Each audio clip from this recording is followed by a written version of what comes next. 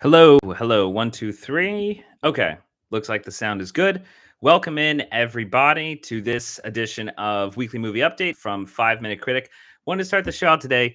A little bit of a sad note. Unfortunately, Betty White has passed on. That was, I don't know, it was just a few days before her 100th birthday. It always seemed like something, if you're following on social media, she'd always like come up every now and then, and you'd kind of be scared that it was kind of like, they were going to say that her time had come. And today, was that day. Very unfortunate, but yeah, they're very sad to hear that story, especially right before the new year happened.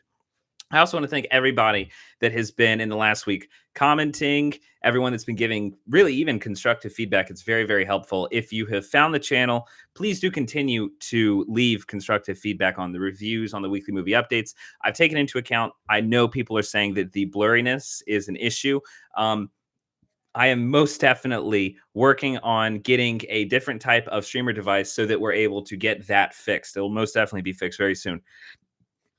But today, the story that we're looking at is the breaking up that seems to be going on between Hollywood's two largest audiences, which is America and China. So, just before we get started, I kind of want to paint a picture as to what the scene is because a lot of people talk about this in terms of China is kind of taking over the market, trying to take over the market. They control Hollywood a lot. And essentially, I think the way to think about it is that Hollywood has, for decades, almost an entire century, held the entire market whenever it comes to film. Whenever it comes to film or television, they are seen as the gold standard. And obviously, whenever they started, they worked because they catered to the American audience, and it was very much a homegrown type of thing that worked. And the product was so good that everywhere in the world wanted a piece of that content for their own people. And so China obviously took a piece, Europe took a piece of that, Africa took a piece of that. The after America, had so much of the pie, China ended up taking so much of the pie in terms of viewership that they also needed to be catered to an extent. And I think the issue is now that China has been catered to so much that Hollywood has kind of lost the idea of who the audience actually is. And I've heard from the channel here, a lot of people have said that they are not huge fans of Hollywood, which I totally understand. But today, what we're going to be focusing on is the two bifurcated audiences that Hollywood is catering to, why it's a problem, why it is that China now no longer cares about Hollywood, and why it is that America also is starting to not care so much about Hollywood, and kind of what needs to happen, because that is a very important problem that's going on right now. So, as I said, I'm going to kind of describe the two different audiences that Hollywood currently is catering to. First of all, you have China. The problem with China is that they can't put anything through unless it passes the Chinese government, which is absolutely ridiculous, meaning that there are so many different types of stories and products that whenever they're submitted to China, they're just like, it's not going to happen. It's not going to work. They don't show anything.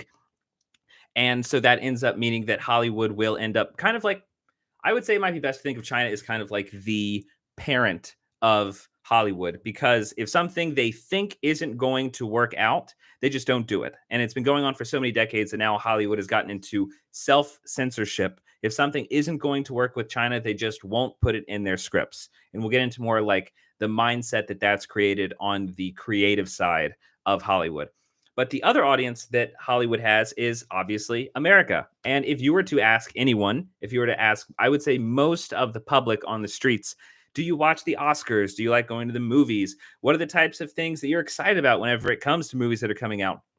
More often than not, you are going to get the answer saying, oh, well, I'm kind of annoyed with Hollywood because of the political correctness, or the phrase that I'm not a huge fan of, but is rather popular, is the woke storytelling. Now, I don't like that phrase because it feels like a very, it changes a lot. That phrase changes a whole lot. And I think that it's more of a problem that Hollywood, whenever it comes to the stories they tell American audiences, are boring. They've become very boring. They've become preachy. I grew up in an area where there were a lot of those Christian faith-based movies that were made.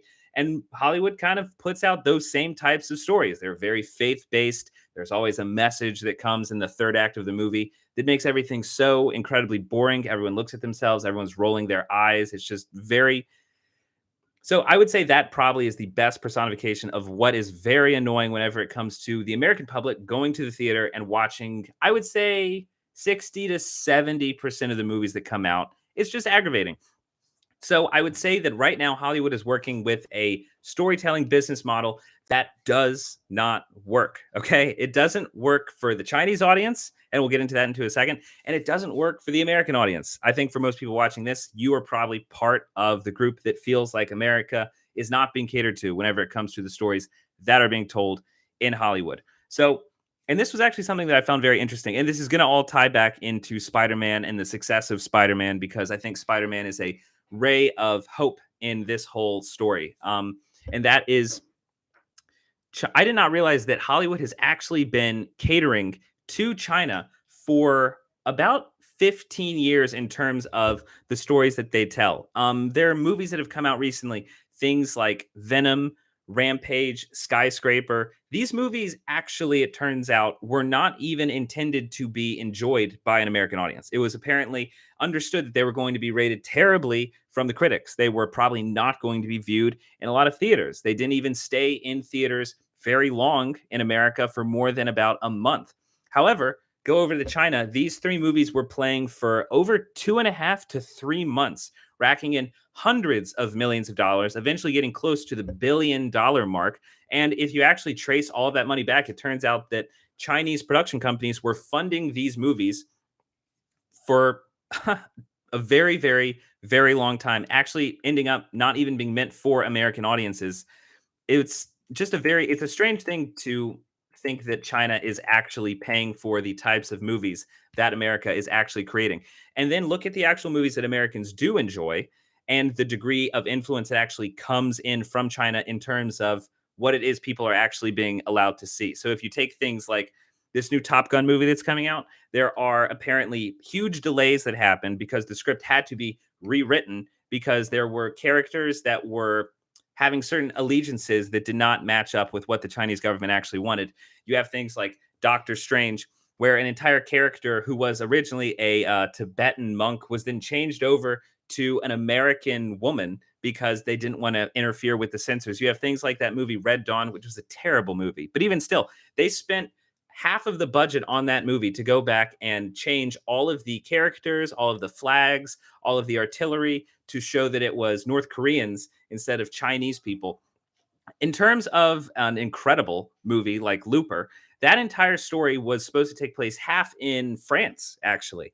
And whenever they were making the movie, they had to stop production because the Chinese censors came back saying, hey, look, guys, we love the story. We're going to show this all over China, but it turns out we would rather it actually take place in Beijing. We'd rather it take place in an Asian city. So they compromised. And then, yeah, half of the story had to be rewritten so that it could actually take place in China. The cast had to be changed. The green screens, the visual effects had to change. Accents had to change. Storylines had to change. Like it's a level of, if you look into, like, just go to Google and look up ways that American movies have been changed for China. It is a little insane the amount of influence that's been going on. But okay, you would think, okay, if we're doing this, we're clearly doing this because there's a billion people in China that want to watch these stories. What's so terrible about that? Who's going to be pissed off because a large market wants to see something different? Okay, that's literally just business. But it turns out, and it feels like there's a lot of areas that say the same type of thing when it comes to dealing with China. But in terms of movies, Hollywood has catered to China for so long that they actually, in one regard, have lost. They've lost the checklist that actually works with American audiences. And it turns out that China now has decided to retreat and no longer even work with Hollywood. They are no longer allowing any types of movies from Hollywood to take part in China. And there's actually, here in reviewing this, there's, I would say, a lie and a truth that is said about this. So China has recently cut off movies going to China. They say because it's the lack of quality. They say that Hollywood no longer makes anything of any use. They use examples like saying, "You guys made Endgame and it was incredible, but then you guys made things like Wonder Woman, and Wonder Woman was actually like absolutely terrible." So they're saying that pretty much the And I think that this is part of the problem with using the phrasing that woke is the problem with everything.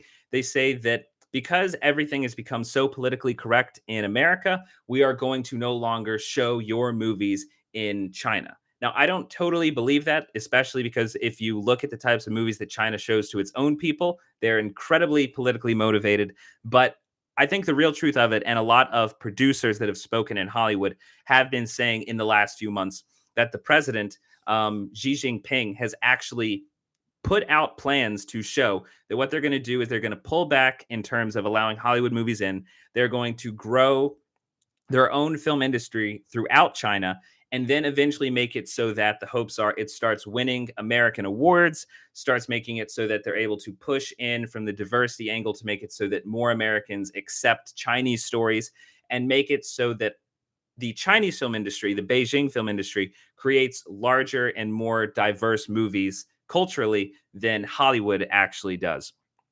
And there was actually a producer that quit recently from one of the larger production agencies in terms of he was in charge of the relations between Hollywood and China, saying that the hope originally was that China was going to learn from Hollywood in terms of saying that if we could teach them how it is that movies are made, they could then come on board and make movies the way that we actually do it.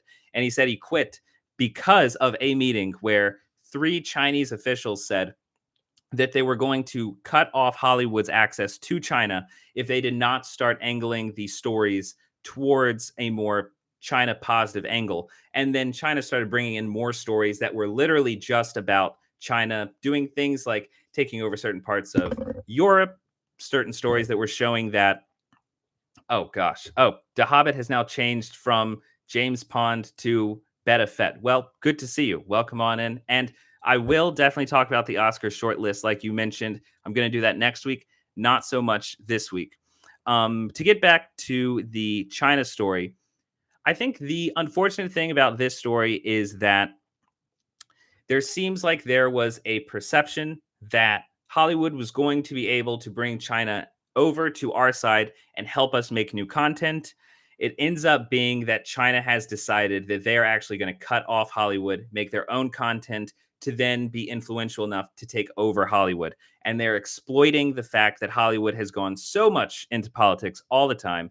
And next week, I'm actually going to talk about some of the newer movies, things like Spencer, things like Don't Look Up, movies where Hollywood has gone so political that it's alienating so much of the audience. And it honestly seems like China is kind of taking advantage of that in terms of the movies that they're making. If you look at what actually recently came out, and this kind of comes to the Spider-Man angle, Spider-Man right now is the number 4 movie throughout the entire world. That's probably going to change pretty soon, but right now it is behind 3 other Chinese movies that are doing so well just in China alone that they're able to take over Spider-Man. Now, I feel like there are a lot of people that do not like the idea at all. That and if you read the Hollywood Reporter, there are so many people that say things like, how are we able to get back in favor with China? Maybe if we, I think it was actually Deadline this last week that said, the problem is not that it's politically motivated. The problem is that whenever we make things like Shang-Chi, whenever we make things like Mulan, we're not putting Chinese culture at the forefront correctly. And that's why China is not allowing these movies in, which makes no sense. First of all, because right now, Spider-Man was not allowed to go over there. Shang-Chi wasn't allowed to go over there. Kong versus Godzilla, a very neutral movie, was not allowed to go over there. So I really think that in terms of if you hear anyone talking about the China Hollywood divide, I would say don't think that there is a way that Hollywood can get back into that market. Mainly because China doesn't seem like they even want it in that market. There's a way that operated the business model in China before COVID happened was essentially they would put their Chinese movies out.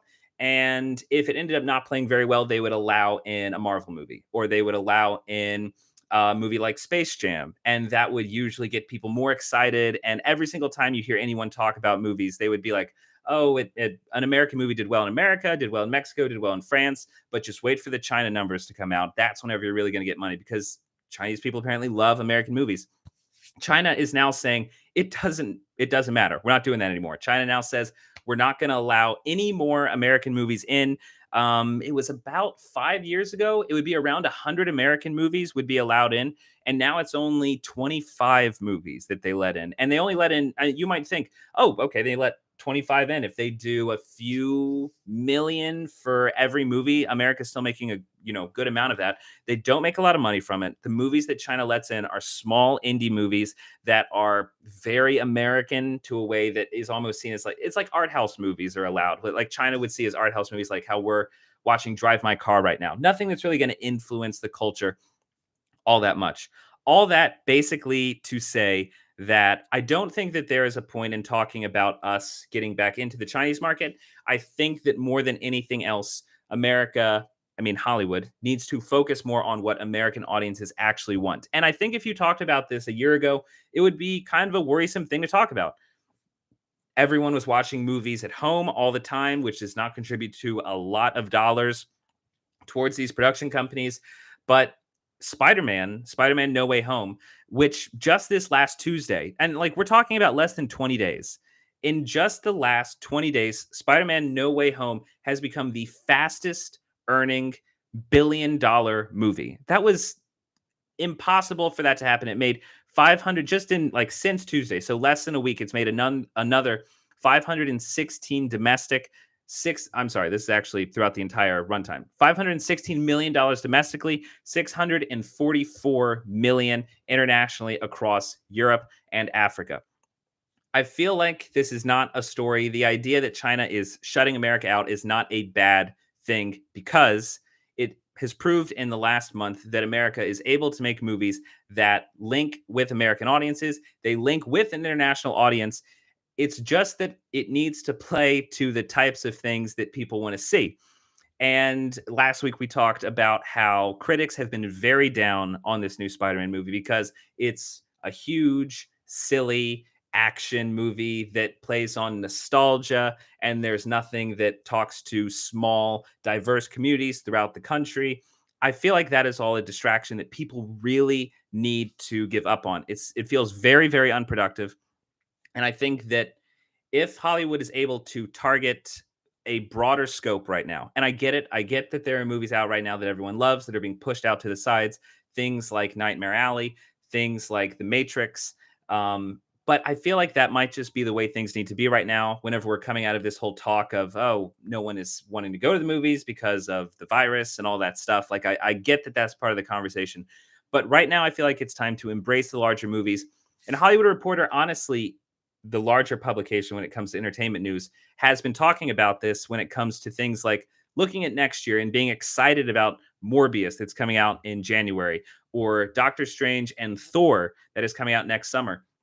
But in particular, and I think if you're interested in this story, if America is able to make a lot of money just at home and not worry about the rest of the world, look forward to the Batman that is coming out next March. That's the next movie that I think everyone needs to be very interested in.